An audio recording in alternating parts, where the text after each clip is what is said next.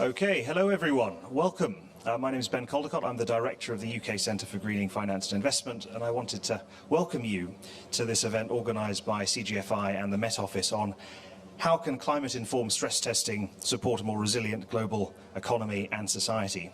And I also wanted to thank our partners with this event, the Bank of England, the European Central Bank, Banco de Mexico, the Dutch Central Bank, DNB, the World Bank, and the IMF. So Finance Day, this is Finance Day in case you hadn't noticed. Finance Day at COP is definitely the time to be having this conversation, and I'm really pleased actually to see so many people here, given that it is Finance Day and given that there's so much else going on around the venue. But greening finance is a necessary condition for tackling climate change, for meeting the aims of the Paris Agreement, for delivering on the UN SDGs, and stress tests are an important way of accelerating the integration of environmental factors into financial decision-making, and that's the reason why we're interested in this and the reason that we are here. This morning we had some big announcements. We also had a panel session in the plenary room down that way with Kristalina Georgieva, the IMF, and Frank Elderson, who's the chair of the Central Banks and Supervisors Network for Greening the Financial System, both talking extensively about climate stress tests. And in fact, a whole host of other people were talking about the importance of stress tests, specifically climate stress tests. And that's in part because the first climate stress tests are nearing completion, including the Bank of England's climate biennial exploratory scenario, which I'm sure we'll hear more about shortly. The NGFS has also announced that many more central banks have now committed to doing climate stress tests. And we're also talking about almost directional guidance, really, about the fact that we're going to go beyond climate stress tests, looking at transition risk, looking at physical risk in the future, potentially looking at nature-related financial risk, climate-related risk related to litigation, and how those could be included in future stress tests and other examples of supervision and regulation. So this agenda is not going away, and that's why it's really important that we've come together to talk about it today. Now, stress tests are important for the solvency of individual financial institutions. They help us understand how those firms are able to manage those risks and what changes they need to implement to be better at managing them. And of course, it's also essential for macroprudential regulation. How resilient is the system as a whole? And where are their strengths, where are their weaknesses, and what interventions are needed through supervision to improve that resilience. And those interventions, which central banks and supervisors are thinking about, then feed into how risk is priced and the cost of capital, and that affects the ability of societies to make investments in resilient infrastructure and resilient companies and a whole host of other things. Now, before I hand over to the panel, just very quickly about CGFI.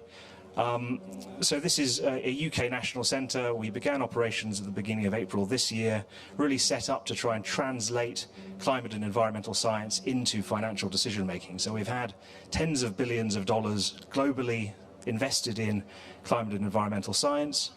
Not all of that science, but certainly some of it, a lot of it, will be relevant to financial decision-making. At the moment, not very much gets into financial decision-making, and to the extent that it is being absorbed by financial institutions, it might not be being used appropriately. So we've been set up to try and resolve that, enhance the availability of this data and these analytics in financial decision-making internationally. The consortium is UK-based, but with a global focus, or remit, I suppose. The universities involved are Oxford, Imperial College London, Bristol, Reading, Leeds. We've also got the Alan Turing Institute, which is the UK National Laboratory for Data Science and Artificial Intelligence, the Satellite Applications Catapult, and a whole host of other UK institutions that are involved. And supporting climate stress tests globally is going to be a growing part of our work, and that's one of the reasons we think this is really important. So the event you're going to experience today is going to be very interactive. We have 4 interviews with leading experts and practitioners focused on a number of key questions, and then we've got Ignite rounds, which I think are going to be kind of real examples, case studies to try and bring this stuff to life. So great pleasure to have you all here, and great pleasure to hand over to Nicola Ranger, the Deputy Director of CGFI. Thanks, Nicola. Thank you, Ben. So This is going to be a hybrid event, and as we said, it's going to have Ignite videos sort of giving you real examples of the use of science in central banking and financial stability, climate financial risk assessments. So you have to bear with us as I hope the technology all works. We're going to have speakers from around the world dialing in to join us today. But I'm going to start with the Bank of England. So the way that we're going to talk through this session, so basically this session is about trying to bring together science and the central banking and financial stability world. So we're going to hear from the central banks, we're going to hear from the World Bank, we're going to hear from the IMF, then we're going to come to the scientists, and then all together talking about how we take this forward. But I'm going to start with you, Teresa Lowe from the Bank of England, to give us a perspective on what the Bank of England is doing on this agenda, using science, why this is important for the Bank of England. Thank you very much, and thank you for having me today. So I think the climate science is really clear, but what we have is we have a real gap between climate science and finance. And scenarios, climate scenarios, are a key way to fill that gap. So the scientists and the financial markets speak different languages. But climate scenarios are a way of bridging that gap. So they are a key tool for financial markets to think about how they are exposed to different impacts, risks and opportunities from climate change and at different potential future pathways. We know that the past doesn't capture the risks that we will see in the future. We also know that we can't just think a few years ahead, we need to think decades ahead if we want to tackle climate change. And so scenarios are a really good way of doing that, scenario analysis. But what we found is when we asked the financial sector to do scenario analysis is that a lot of the climate scenarios that we can find out there are actually designed for policymakers. So they try to find the least costly way of getting, for example, to net zero emissions, rather than thinking about if we have different pathways, what could it mean for the economy and what could it mean for finance. And so what we did is, as the Network for Greening Financial System that Ben mentioned, the NGFS, a group of now 100 central banks, we came together with a consortium of climate scientists to develop climate scenarios that central banks, regulators and the financial system can use. Lots of central banks are already applying these scenarios, and the Bank of England is one of them. So we launched our own exercise earlier this year. We're asking the largest banks and insurers to run 3 different scenarios. We want them to understand how they're exposed under a scenario where you have a fairly orderly transition to net zero emissions by 2050, one where there's commitment to action, but that action doesn't actually happen until later, so say 2030, and you then have a quite sudden transition because you've got that much less time to make the transition happen, or one where actually you don't see further action, so you've got extreme physical risks. And the objective for us here is to understand how different firms are exposed to these risks, but also for them to identify the opportunities that come along with those different scenarios. And for us to understand how the system as a whole is exposed, so not just individual firms, but how does it add up? So for example, where do banks assume that insurance is in place for physical risks, but insurers are telling us actually at certain risk levels, they're not willing to insure that risk. The other idea is for firms to understand how their business model actually holds up under different scenarios. And the idea here is to really get firms to take a strategic approach and understand how they might need to adjust their business model under different scenarios. And finally, it's a way to speed up firms building up capabilities to do this, because it is really hard. So it's fair to say there's a long way to go on scenario analysis, but I think the climate side and finance working together to try to do scenario analysis is a really key way forward for us to meet this challenge. Thank you so much, Teresa. So now we're going to pop across to the other side of the world, live from Mexico, Banco de Mexico. Patricia, are you online? Yes, good morning. Can you hear me well? Hello, yes, we can hear you perfectly. Let me introduce Patricia Moles from Banco de Mexico. It would be great to hear how Mexico's big plans on sustainable finance are shaping up, and particularly the role of stress testing within that. And I know you are working very closely with the scientific community in Mexico, so I'd love to hear a bit about the work that you're doing. Thank you, Nicola. Well, Banco de Mexico is focusing on learning a lot from this process jointly with the financial community. All our work started in 2019 when we undertook a very thorough assessment of financial institutions' capacity to assess and understand climate-related risks. And this diagnosis made it clear that we had a lot to do.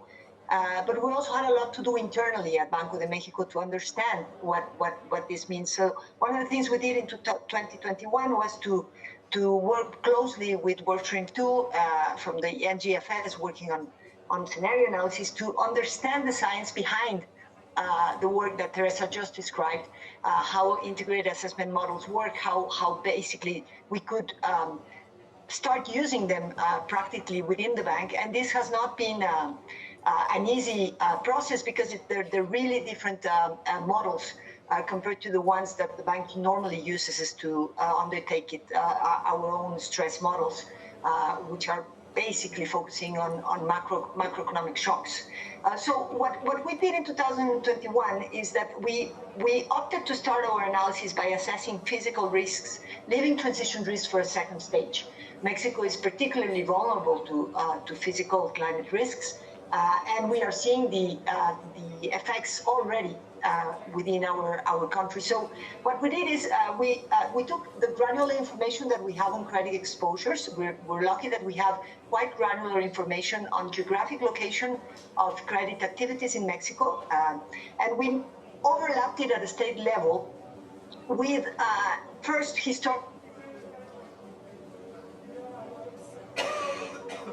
mainly hydrometeorological events, hurricanes, floods, that have occurred in Mexico in the past 7 years. And we overlapped these two maps. And it was clear that there is a clear correlation. And we start seeing that a few months, 3 to 4 months after one of those events, we could see beginning of having additional delinquency events in our credit portfolios in Mexico. So that was a way to make a very clear case that not only we have a concern with what will happen in the future, but we're already having concrete evidence of the impacts on credit activities related to impacted by climate. So after this, of course, we have been working with the NGFA scenarios. We are understanding better the data that is underlying the physical risks of NGFA scenarios, but we also approached the Mexican National University. We have a Center for Atmospheric Sciences in Mexico, and the group that is working in the center is also working very closely with the university, the Free University of Amsterdam's Free University, and they are using an integrated assessment model, which we find quite complementary with the NGFA's models. This is a model that is called ClimRisk, and it has far more, let's say, granularity in terms of the type of data and spatial resolution that we could see from physical risks. So we are combining the data that we get from the NGFS scenarios with the data that we get from the ClimRisk. And what we're doing now is we are using this data to undertake first stress test using the same models that we have in the bank, and then moving along and adapting those models for longer-term analysis. We are opting to try to understand the behavior of financial institutions when they are exposed to this risk. So it's more of a dynamic balance sheet approach, and this is quite complicated. The sort of data that we have is we have data on real cost of floating. We have, of course, changes in labor productivity that comes from the NGFS. We have 1 in 100-year expected damage of tropical cyclones. We have, well, I'm not going to go through, but we have like 10 sets of data, and now we are combining this data we have chosen 2 extreme scenarios, and this is the way we're undergoing our analysis. So it's a top-down analysis at the moment. Of course, after the first assessment, our intention is to work with the financial regulator, the Banking Commission in Mexico, and to undertake an exercise similar to the one other banks are doing, which is inviting the financial institutions to undergo similar exercises on their own as well. So this is where we are today in Mexico. Thank you so much, Patricia. We'll come back and hear more in a minute. That sounds absolutely fascinating. But we're going to now fly across to the Netherlands, actually, for an Ignite talk from the Dutch Central Bank. And maybe if our colleagues from the Met Office can fire up the video. So the idea of these Ignite talks is to give a little example of some numbers of how science is actually being used. So this will be a presentation by Francesco Calogna from DNB around their work on the real estate sector and stress testing. I will give a recent example of climate stress test at DNB, and based on lessons learned from this exercise, I will respond to the following question. How can science inform stress tests? At DNB, we have recently performed a stress test with a focus on flood risk. Since about 26% of its area is located below the sea level, flooding is a natural climate risk to consider for the Netherlands. The stress test starts with the design of flood scenarios that differ both in terms of location and severity. In particular, we assume floods of different inundation depths hitting both areas protected and unprotected by dikes. Using damage functions, we quantify the damage associated to each scenario on properties that secure residential and commercial real estate loans. Also, we incorporate consistent macroeconomic effects obtained by an IGEM, the estimated macroeconometric model available from the UK's National Institute for Economic and Social Research. Then, we calibrate our DNB stress test model to the design scenario to estimate the changing credit risk, market risk, and profitability of Dutch banks. Eventually, we assess the resilience to flood risk of the Dutch banking system by quantifying the overall impact on the capital position of Dutch banks. So how can science further contribute to inform stress tests? Based on lessons learned from this work on flood risk, I see three scientific areas that can be informative for future works. A first area is, of course, the science of climate change. Weather events are labeled as extreme if they are unusually severe based on the recorded weather history of a given location. As climate change implies more frequent and severe weather events, science can inform stress tests on how more severe and how more frequent weather events will become in the future. Since stress tests require severe but plausible scenarios, this is a precondition for more and more realistic works in the future. Another scientific area is the macroeconomics of natural disasters. Weather events cause economic damages such as production losses, building damages, and disruptions of supply chains. While this can have effects on GDP, consumption, and even the net export position of a country, not all extreme weather events have macroeconomic implications. Under which conditions weather events impair economic growth remains an open question which needs to be addressed to progressively include more consistent macroeconomic effects of extreme weather events. Eventually, weather events have often a very clear spatial dimensions. In case of floods, that depends on many factors including flood and ground characteristics. Hydrology, geology, and other natural sciences, in combination with increasingly available geodata, can help stress testers in correctly accounting for the spatial dimensions of floods. Thanks and enjoy COP26. So we'll be giving... And now across to the World Bank, back to emerging and developing economies to hear about the World Bank's work in this area.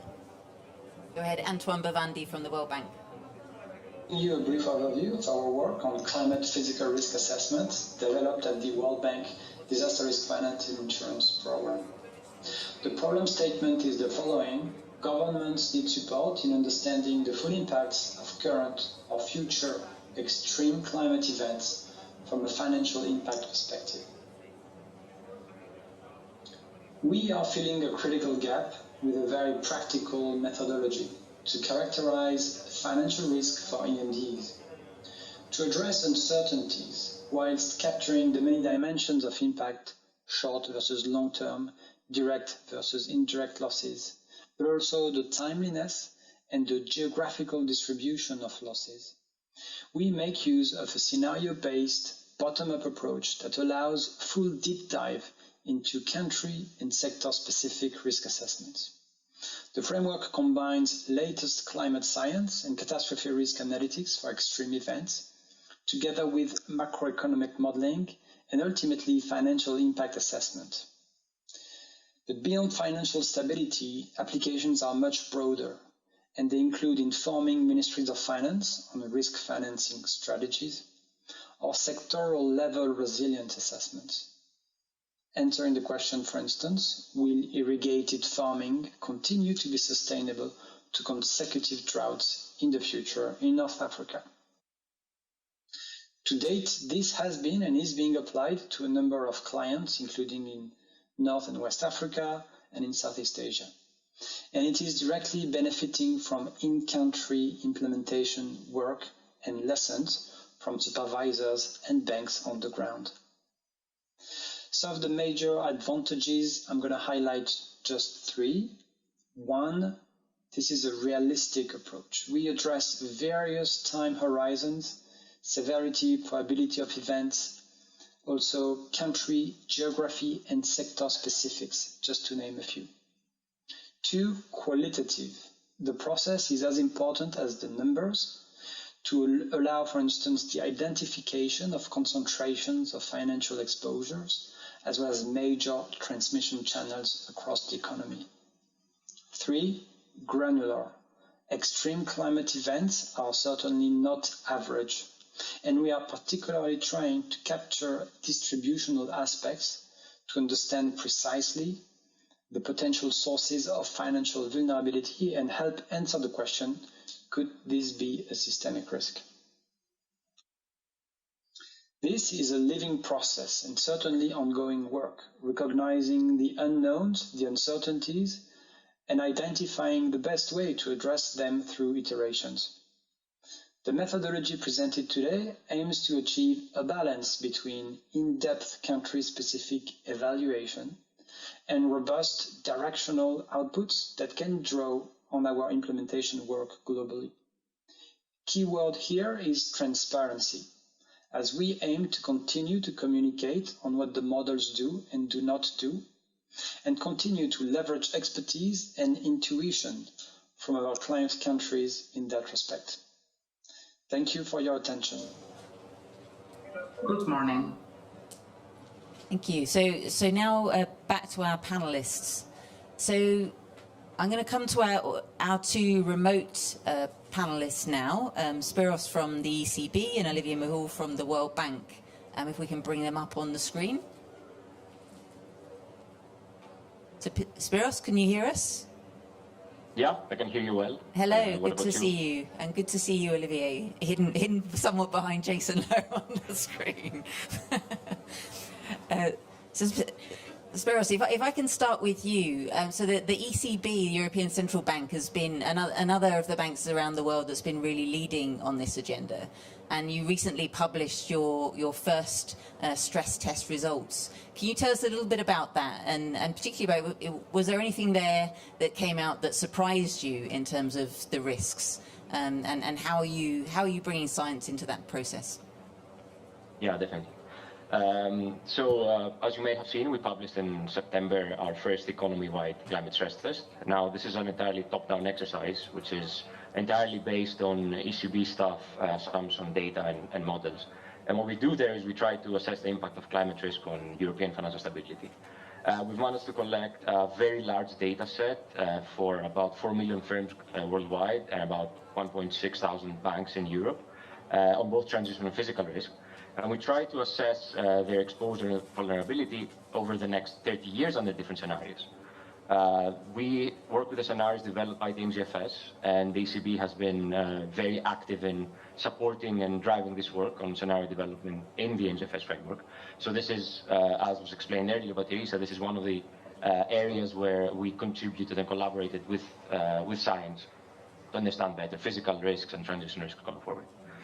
Now, one of the key takeaways that we seen from our climate stress test is the fact that an orderly transition, so the scenario that Teresa explained earlier, is always the first best option. So in terms of financial stability, there's always short-term costs associated with a green transition. However, they're always more than compensated in the medium to long run. So I think in a nutshell, if a transition is always better than doing nothing, even if it's orderly or disorderly, and that is for two reasons. First of all, the transition can bring important benefits to the economy by investing in and rolling out green technologies, because once the initial transition costs of investing and developing these technologies are overcome, then this brings important cost efficiencies for firms that increase their profitability. So one can imagine energy cost goes down because of increased energy efficiency. The second reason is that if left unmitigated, climate change and physical risk in particular can bring very, very large costs to firms and banks. The problem is, and what we find, and I think this is one of the most surprising results, is that as we go further down the horizon towards the 30-year mark, physical risks tend to pile up and they increase non-linearly. And at some point, we reach a point of irreversibility where it's very difficult to return to the state of the world we had before that point. This means that physical risk will only keep increasing in time. So if one were to extend our results before our 30-year horizon, we would still see that physical risks would still increase even more and increase in a non-linear manner. That means that those areas of the world more exposed and most vulnerable to physical risk today will be hit the most by climate change and unmitigated climate change 20, 30 years down the future. And just to give you an example, while we see that in the hot house world scenario, climate risks increase the risks to financial stability only moderately, for those banks most exposed to physical risk already, and those banks that are more vulnerable, we see that the difference in probability of default of their credit exposures in an orderly transition versus a hot house world is 5 times less. So it is very urgent that we transition now, and we transition urgently. Thank you, Spiros. That's a really, really important point. Thank you for ending on that. Before, I'm going to come across to Olivier in a moment, but I wonder, Teresa, if I can bring you in. So I hear a lot of our audience here are probably not from the banking community, and NGFS has been mentioned a few times. Can you talk about how central banks are working together on this agenda to push it forward? Yes, happy to. So the Network for Greening the Financial System, the NGFS, is a group of now 100 central banks. And what we've been doing is we've been working with a consortium of climate scientists. So we've got several climate scientists who are involved in the IPCC process, who use a range of different models.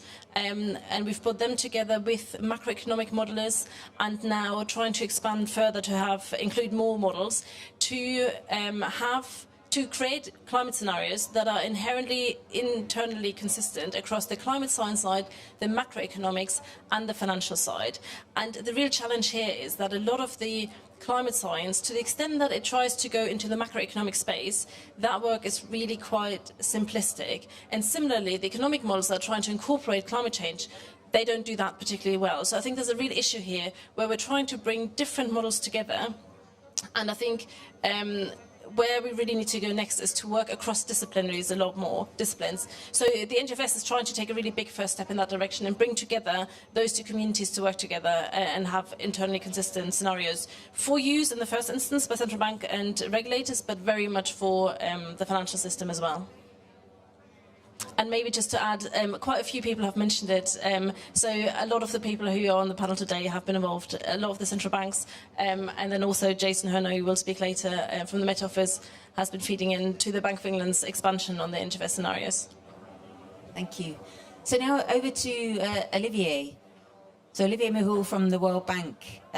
We heard from Antoine in your team about how the World Bank is advancing its work on climate financial risk assessment, and I know you're particularly leading on the work on physical risk. Can you talk a little bit about the demand that you're seeing from clients and within the World Bank, as well as how you've come to the approaches that you're taking and what you're learning, particularly from your other work on insurance in this space?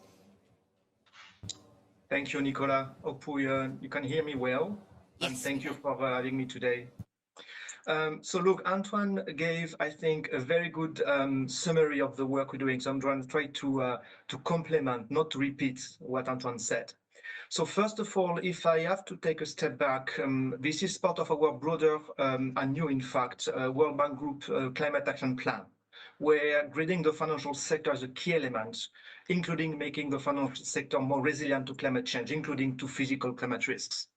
And as you mentioned, Nicola, the bank has been working on the broader climate and disaster risk finance agenda for almost 2 decades in more than 60 countries, focusing particularly on households, firms, governments, and now also trying to see whether this kind of tools and methodology could be also relevant to make the financial sector more resilient, less vulnerable to climate risks. And in that context, we've been trained to, again, to use some of these kind of tools and methodologies to apply in the context of climate change. So, if I were to focus particularly on the financial sector, the bank has now developed a framework for managing climate risks in the financial system, following on 3 areas. One is on disclosure and reporting. And I think this is a very important point that will be extensively discussed, including mandatory reporting.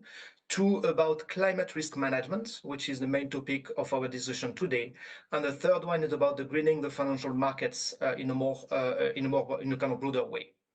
When it comes to the assessment of the impact of climate physical risks, we've been trained, as mentioned by Antoine, to develop a practical methodology, trying to combine climate science, catastrophe risk modeling, macro modeling, financial exposure mapping, and financial risk management.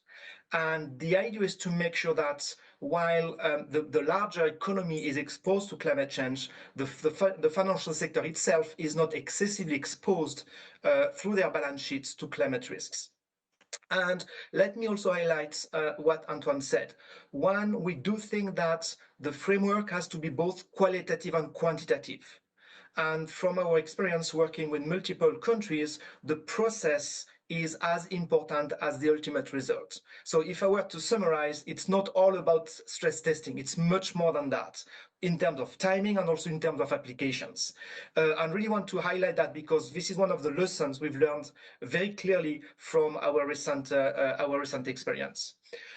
Let me maybe highlight a couple of interesting experiences. One is the work we've been doing together with the IMF, and I'm sure that Hiroko later on will mention that. So under our financial sector assessment program, we've been doing our first climate-informed stress testing in the Philippines, focusing particularly on tropical cyclones. This was a very interesting first attempt, I would say, and we learned quite a lot on that specific example. The second point is what Antoine mentioned in Morocco, working with the Central Bank of Morocco, where again, I would say we realized that a detailed climate risk assessment for the banking sector, focusing particularly on drought and flood, is quite important, and the level of granularity is also quite important to find. Most interestingly, in the case of Morocco, we've been also able to compare several climate macro models coming from different sources: OECD, the model developed by the University of Venice, and our own model at the World Bank, the macro financial model MF-MOD. And interestingly, those models, with their limitations and I would say strength, come with very difficult results. So again, trying to capture this kind of uncertainty is quite important. Now, moving forward, as you may know, the World Bank is now committed and has developed a new climate diagnostic tool called the Country Climate and Development Reports. And we are now developing those reports in more than 25 countries this fiscal year. And again, in that context, the role of the financial sector and its exposure to climate risk will be quite important. And hopefully we can learn and to some extent ramp up the work we've been doing. At the same time, acknowledging that this is still early on, we need still to learn. And again, let me take this opportunity to thank the NGFS members. We've been lucky enough to be part of this kind of effort, particularly on the physical risk assessment, and we've learned quite a lot. And this is again something that we can then share with our client countries in less advanced economies. Last but not least, I like maybe to finish by highlighting a couple of challenges we all been facing developing those scenarios. One is the difficulty to take into account extreme weather events. We're talking about acute events. It's not about temperature means, it's really about trying to capture the extreme events, and Antoine did mention that. And it's not all about the means in that case. We need to be able to capture the volatility, the variability around the mean, and this is something which is still more work to be done. The second challenge we're facing is about the capturing the indirect economic impacts on top of the direct impacts. If you think of the impact on critical infrastructure, for example, the direct losses are much lower than the indirect losses. So again, how can we properly capture that in those macroeconomic assessments? The third one is the feedback between the real economy and the financial sector.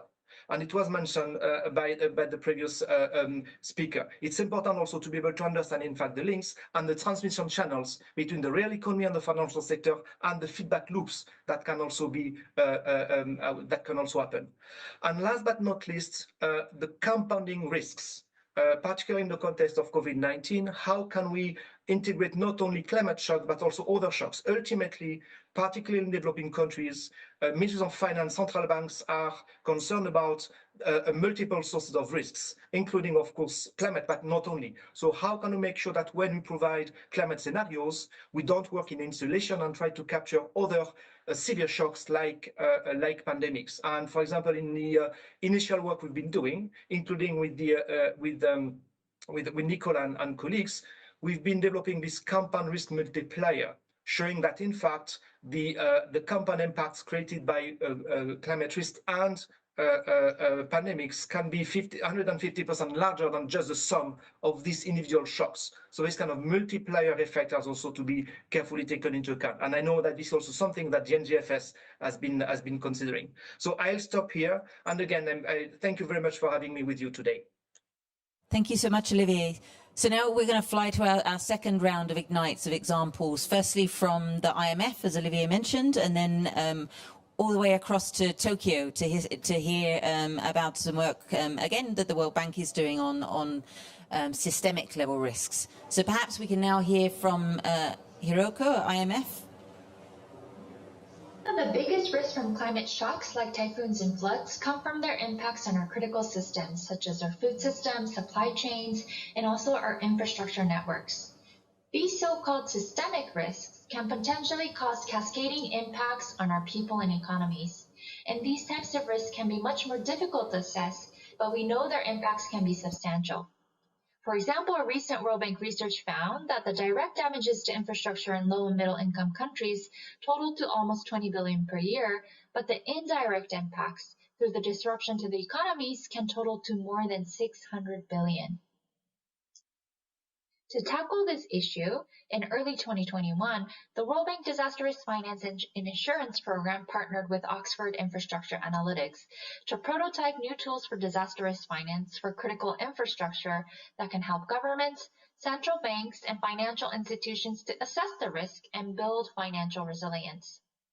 One of the innovations of this joint effort was that we brought together the insurance-based approaches to probabilistic risk modeling from the World Bank team with the network risk analytics expertise from Oxford. We embarked on this study because we witnessed that this was a growing area of interest from many of the climate and disaster vulnerable countries we support, but we felt that despite some of the innovation that's happening, there were still limited tools to support countries manage these complex risks. So through the pilot study, we developed a prototype regional multi-sector and multi-hazard infrastructure risk analysis methodology in a platform, covering electricity and transport networks across the 7 Southeast Asian countries illustrated here. For the first time, the tool allows us to assess the direct and indirect impacts of floods and typhoons to specific assets, but also to the wider economy. And this can be used by governments, financial institutions, and others to assess financial risks, identify the hotspots of vulnerability, and plan for approaches to reduce these financial risks in advance of the disaster and climate change events. Another unique innovation of this project was that we used only globally available datasets. By doing so, we are now able to demonstrate that this types of complex network analysis could be scalable and made accessible to all countries at lower cost. So our next step is to continue this collaboration to improve and scale up the platform, to include other infrastructure types, hazards, and regions, as well as explore how we can use this to support our client countries. We're delighted that the methodology developed under this pilot study has already informed other global initiatives like the Global Resilience Index Initiative. We do hope that this prototype will pave the way to a global risk analytics platform that will, for the first time, allow decision makers to strengthen resilience to the systemic level climate change risks. Thank you. So that was Shoko Takamoko from the World Bank talking about work actually with Jim Hall, who will allow our scientists and engineers to speak in a moment. But firstly, let's hear from the IMF.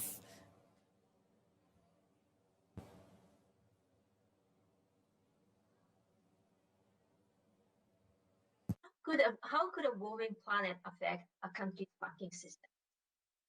I'm Hiroko Ora from International Monetary Fund. Our division develops and applies stress testing models for financial systems. I've recently led a climate change bank stress testing project for the Philippines, focusing on physical risks from typhoons, together with climate change and disaster risk experts from the World Bank. The Philippines was best suited for this project because it is one of the most vulnerable economies to typhoon risks, with an average of 20 typhoons a year.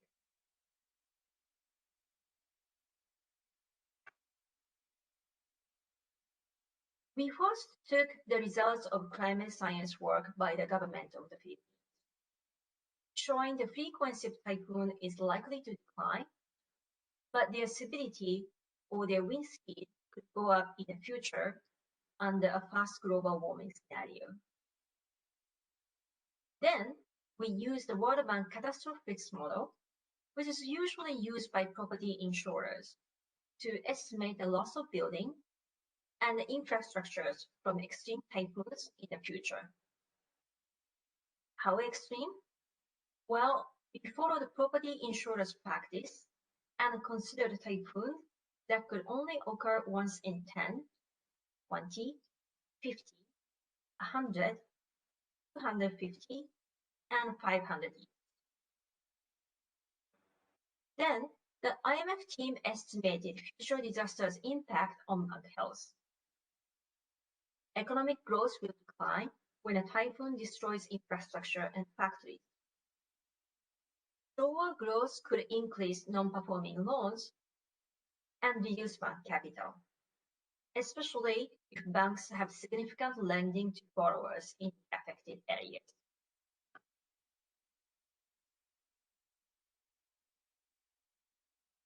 The good news? The Philippine banking system seems to be able to maintain adequate capital even when an extreme typhoon happens in the future. But in the case of a compound shock, for instance, if severe typhoons hit the country in the middle of the pandemic, they could cause noteworthy risks to financial sector. The impact could be significantly greater if other costs of climate change are added, such as drought, sea level rise, and floods, as well as the cost of transition risks. Lastly, the results of our exercise should be interpreted with caution, as likely global climate scenario change and the whole costs from global warming are added. Our project is one of the first climate change stress testing exercise at the IMF and the World Bank, and we can expect many more to come. Thank you very much. Thank you very much. So now we're going to come to our scientists and engineers in the room. I know you've been sitting there very patiently for half an hour. I'm going to come to you, Jason. So Jason Lowe from the Met Office and the University of Leeds. Now, I know you've spent a career taking science and bringing it into application in a whole range of sectors. So I just wanted to first ask you about what have you learned from that process that you can bring to now helping the financial sector to think about these risks?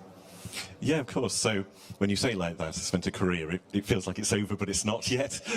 Still plenty of time to go. First half of your career. So, I mean, I think we see a wide range of sectors now that have started to engage. And the first thing you notice is that actually the sectors are at different stages of their engagement, of thinking about climate. So some are at the awareness raising stage, some are building greater knowledge, some are actually ready to take data and incorporate that.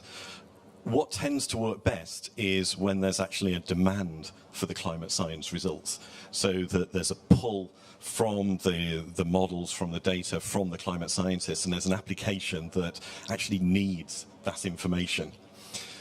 The other thing that stands out is co-production. I mean, we've heard it referred to in this session and so many others, and it's not one thing. It is a whole set of approaches, and it's really difficult to do. It's time consuming, and it involves bridging language gaps. but the result at the end of it is usually something that I think one of the other speakers was mentioning. It can lead to new emergent pieces of information that you didn't even know you wanted to know about the process. Then I think there are some technical lessons. And here, effectively, we're talking about using output from observations and climate models. It's very easy to use the wrong data. What I think we learn is that a lot of that dialogue leads to how do you choose the appropriate model? How do you choose the appropriate experimental design? How do you frame uncertainty? How do you pull in other strands of evidence, like, for instance, paleo observations when we're thinking about sea level rise? And ultimately, how do you build a shared view of quantifying uncertainty? Because that's what we're trying to do.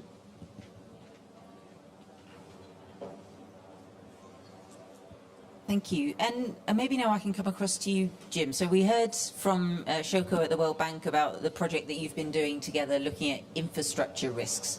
We also heard a little bit from both Olivier and Hiroko about more complex risks and compounding risks. But I want to ask you a little bit about what do we actually know about these more sort of systemic level risks, particularly related to physical systems like infrastructure? How big are we, and how can we start to use that kind of information? What we're talking about here is a process of bridging a pretty vast gap, which was what Teresa referred to, between climate science and the sorts of questions which are being asked in the finance sector, and in particular in relation to financial stability. And we've had some hints of how those things propagate from one to another through the real economy, which Olivier was referring to. But let me just kind of put that together, that one goes from climate changes and climatic extremes in particular into the types of direct damages we've heard about to buildings, to crops, to other assets. Then the business interruption layer, so how production can be stopped because of those damages. And not only because of the damage, but also possibly due to damage to infrastructure upon which businesses and other economic activities depend. Then there's the wider economic knock-on effects through supply chains, which can propagate way outside the footprint of where the catastrophe actually hit. And then that aggregates up to some kind of macro impact in terms of macro production, consumption, prices, wages, incomes, investment, and so on. And then the final layer is, what does that mean from a fiscal perspective in terms of tax revenues and expenditures and debt servicing and so on. And so we're kind of gradually piecing together something which starts very physical, and the work that I do is somehow positioned in the middle of this, still looking in a very spatial way, in a very physical way, but then beginning to bridge that up into what do we understand about supply chains, what do we understand about macroeconomic activities, and how do these things fit together. I think it's a fascinating journey. It's an incredibly important one, and we're close to the beginning of it. Well, I'm very happy to be going on that journey with you, Jim. So I want to just briefly come back actually to Patricia and to Spiros, and maybe to Spiros first. So we've talked about some of these more complex risks. What sort of, at the ECB, what were the major challenges you faced, and what do you see as the gaps in this area that you would like to be addressing next? Yeah, thank you. So when we started this about 2 years ago, one of the first things we noticed is that all the infrastructure models and tools we had in place for stress testing or assessing financial risk was not really applicable for this sort of assessment on climate change. So we had to go and develop new models, collect new data, design new scenarios to do these types of exercise. So I think that the first major challenge was translating climate risk into something that we already know, which is financial risk, which we all know how to assess.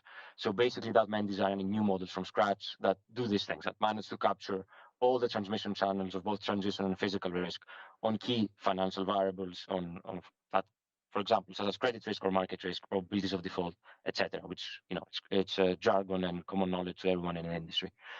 Now, in terms of more concrete challenges, of course, we try to fill a lot of the data gaps. I mean, we've heard about data gaps a lot throughout this session. Using model data, we try to fix some of them, but there's still some major gaps that remain. I mean, one is definitely getting granular geospatial data on firms' physical assets and trying to understand better the physical risk impacts in a forward-looking manner for very granular locations. What is also missing, and I think it's been also highlighted by the NGFS work on bridging the data gaps, is the knowledge of having the location of all physical assets of firms. So the way our stress test runs is mainly on headquarters of firms, because it's very difficult to collect the locations on a very granular level, for example, the addresses of production plants or distribution centers of firms that have complex supply chains. And then I think another data gap, which deviates a bit from the science, is more information on the insurance coverage. So what we would like to examine more in the future is the role of insurance as both a mitigant of climate risk, because having a higher insurance coverage protects one from losses from physical damages, and also an amplifier, because insurance premia in vulnerable areas can go up and can face a significant cost for those that are insured. So these are the main challenges, and I think I'd like to echo one of the earlier ones mentioned by the other speakers, which is trying to understand better the macroeconomic implications of acute physical risks, because as it turns out, we focused a lot on the means, but these things are there's a lot of variability, they're very volatile, and there are a lot of non-linearities that we need to work very closely together with the scientific community to understand and model better. Thank you very much. And now over to Patricia. So for what would be your advice for central banks just setting out in this area, and also for scientists that want to get involved? I'm not sure I can give advice to scientists at this point. Well, I'll just relate a little bit to what has been said. I think this has been for us in the past 8 months. We've had tremendous learning on both sides. What we decided to undergo is this very intense dialogue with the scientists in the atmospheric center of our university, and coming from a standpoint of looking at things at a very macro level, we started learning about the complexities of all this work. We realized there is granular data in Mexico. However, that is also a big problem, because we realized that looking at macro impacts at a country level when you're looking at physical risks might be really, really hard. So we are really understanding that the impacts happen at a very local level, and that the impacts are very regional in terms of physical risks. Therefore, upscaling that to a national macro level might be simplistic for us at this moment. So I think if we were to give an advice, I think we're early to be able to provide advice, because we're really early in the process, but it would be really, as Piers has said, focusing on understanding better the risks, understanding the transmission channels before you move into analyzing which scenarios how scenarios might impact certain activities. And the other thing that we've learned also from the scientists is that things change radically when you look, for instance, at urban environments, and when you look at land use as well. So I think in this process, I think that the only advice I could give that has been very rich for Banco de Mexico is to really put everybody together on a table and start discussing where each one comes from, and engaging these dialogues. So the science that is produced is a bit more focused on our needs, and on the other hand, we try to understand better how physical risk can transmit into financial risk. So at this point, it's more learning by discussing jointly the challenges that each of the disciplines face before putting out diagnosis. At least in the case of physical risk for Mexico, given our complexities, the size of our country and our regional differences, that's a path that we've chosen. Thank you. So we're just going to fire up our final Ignite now. So a lot of what we talked about is on the physical risk side, but actually there's another area of risk which Teresa mentioned at the beginning around what we call transition risks, so the risks from policy changes to banks. While we're firing up our last video, which gives a little example of that, maybe, Teresa, I could invite you to tell us what that is and why it's important. Climate change, biodiversity loss, and other environmental or social challenges. Could we pause the video? Sorry.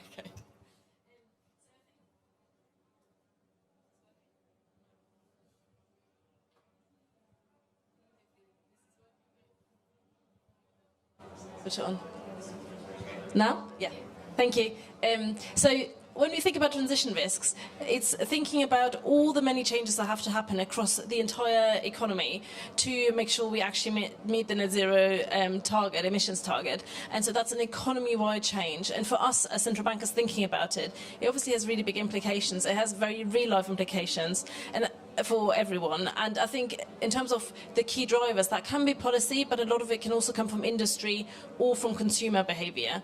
And so we have to think about how all those different changes add up and affect the economy and what that means and what the different transmission channels are, which isn't straightforward at all. The one thing I think is really important to bear in mind when we think about the transition is that when we look at these models, and that's very much true for scenarios, is the models spit out beautiful, smooth lines. So when we try to get to net zero, it's just this beautiful line to get us there. The reality is going to look very different. Even if we put the best policies in place, we make the biggest effort, it's not going to be a smooth line. We know we're going to get some of this wrong. Policymakers will get some of it wrong. We'll think a policy has a certain impact, it will have a different impact, maybe smaller, maybe larger. There'll be U-turns, policy U-turns. So I think us trying to understand how the transition might actually pan out in reality and what that means for the economy and the financial system is incredibly important. And thinking about that not just for a transition as we want it, but also for a transition, what if it's very uncoordinated across countries? What if it's really messy? What if it's really late? And what if some sectors kind of don't come along with the transition and others do? So how do we think about all of that? And to model that, I think, is where we need to put a lot of our future efforts. But that's how we think about transition risks. Thank you. So let's fire up the video again. And so one of the points that Spiros made was around the importance of asset level data. And this, as we're moving now into thinking about what are the opportunities from science, we'll hear a little bit about that now. Climate change, biodiversity loss, and other environmental or social challenges are inherently location-specific and require a spatial lens to understand properly. Spatial finance, which integrates geospatial data and analysis in financial decision-making, allows financial institutions or regulators to understand risks, impacts, and opportunities in a much more granular way. Now, to do this, we need asset-level data that tells us exactly where physical assets are located and who owns them. Technology advancements in satellite remote sensing and artificial intelligence mean that we can now locate and characterize assets for many high-impact sectors at a global scale. And once you know where a company or a country's most important economic assets are located, you can overlay this with physical risk layers or directly observed impacts such as methane emissions or deforestation. But when you combine this data with additional asset characteristics and financial information, you can do a lot more sophisticated transition risk analysis, as Flavia at Willis Towers Watson will demonstrate.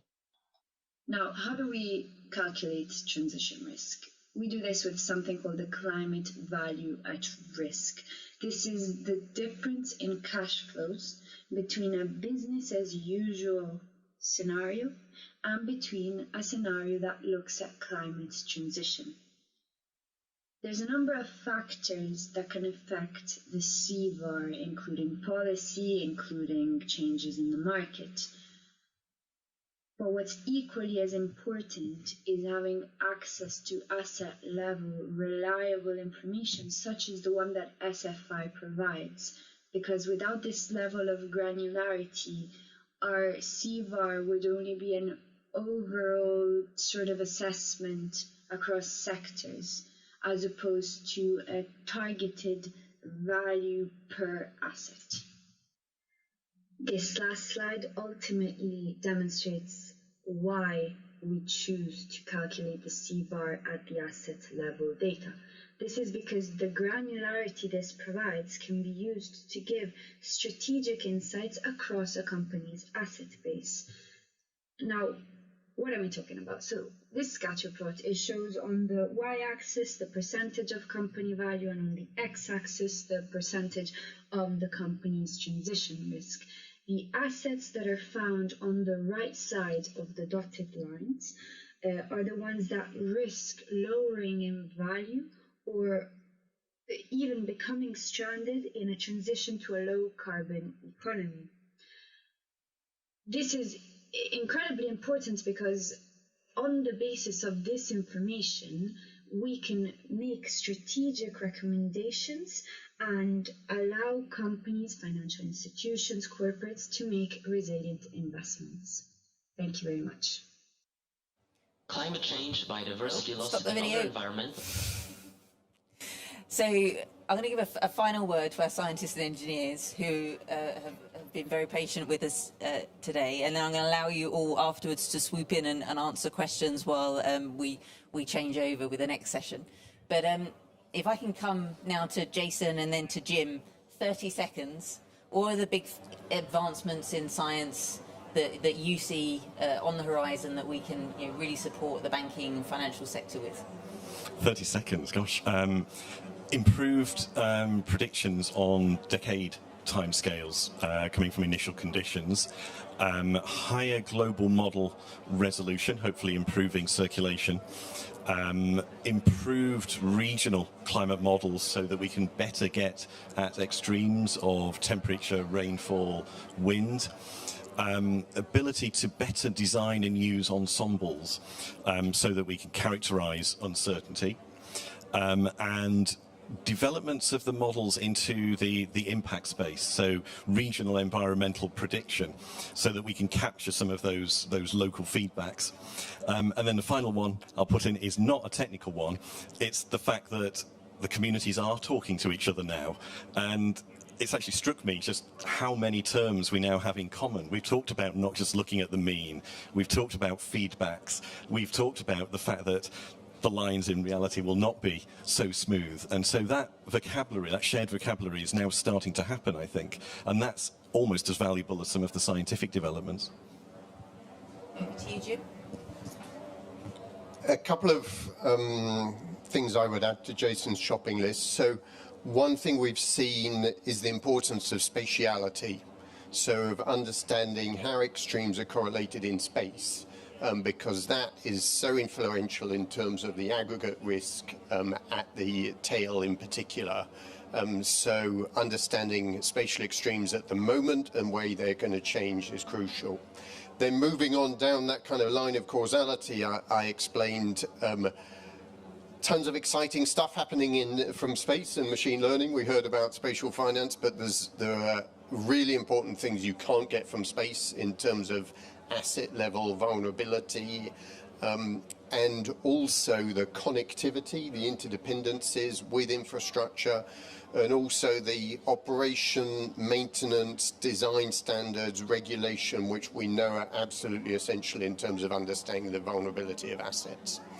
And we have to get better with that, because if we're using only partial risk information, if we're only understanding asset exposure, then that is going to create the wrong incentives and the wrong signals, and there may be issues of capital flight from the most vulnerable locations because one's not properly valuing the adaptation which is taking place on the ground, or properly accounting for the fact that adaptation is not taking place on the ground. Just one final point, if I may, Nicola, which is the multi-purpose opportunity of this, in that the focus of this session is around stress testing within the financial sector, but the types of technology and analysis we're talking about are equally important for adaptation prioritization and investment planning, for disaster risk finance and insurance, for humanitarian disaster risk reduction activities. So what we've also got to keep an eye on is how with this growing technological capability, we can kind of manage to tick all of those boxes at the same time and build a really multi-purpose capability. So I need to wrap up here, so we don't trespass on the on our host too much. But I just want to thank all of our speakers in the room and online for an absolutely brilliant session, and particularly to our Ignite speakers who put in a lot of effort to put out these videos together. As you can see, this is a really, really exciting area of really sort of bridging across science into finance, and really looking at how we can use science to build more resilient economies and societies, and really embed understanding of risk into financial flows to create a big difference globally. So thank you so much to everyone for joining.